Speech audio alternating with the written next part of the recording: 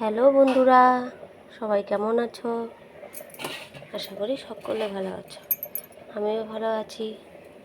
তো আজকে আমি রান্না করব ডিম দিয়ে, পটল আলু দিয়ে ডিমের রেসিপি।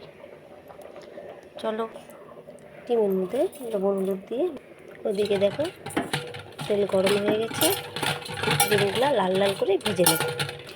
ডিমগুলো ভাজা হয়ে গেছে, ডিমগুলো তুলে নেব। পটলগুলোও ভেজে নেব। পটলগুলো নামিয়ে নেব। ডিম পটল ভাজা হয়ে গেল। এবার আমি দিয়ে দেবো তেজপাতা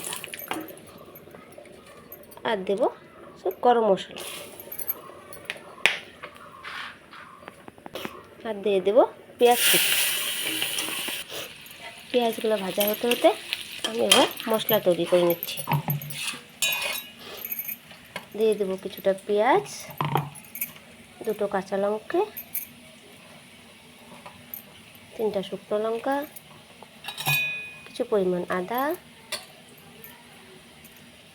অল্প পরিমাণ রসুন আর দিয়ে দেবো অল্প কিছু মৌরি। এবার আমি মশলা বেটে নেব। পেঁয়াজ লাল লাল করে ভাজা হয়ে গেছে, আমি দিয়ে দিচ্ছি আলুগুলোও ভাজা হয়ে গেল। এবার আমি দিয়ে দেবো মশলা।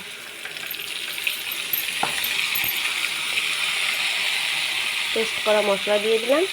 তারপর দিয়ে দিচ্ছি জিরে গুঁড়ো, তারপরে দেবো হলুদ,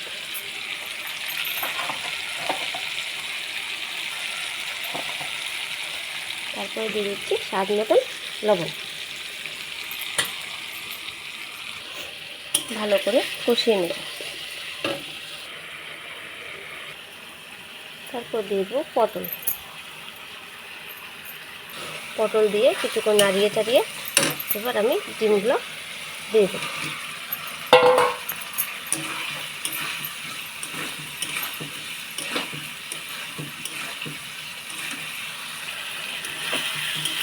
ভালো করে কষিয়ে নেব। দেখো বন্ধুরা, কষানো হয়ে গেছে, তরকারি থেকে তেল ছিঁড়ে দিয়েছি। ভালো করে কষিয়ে নিয়েছি। এবার আমি দিয়ে দেবো অল্প পরিমাণ জল।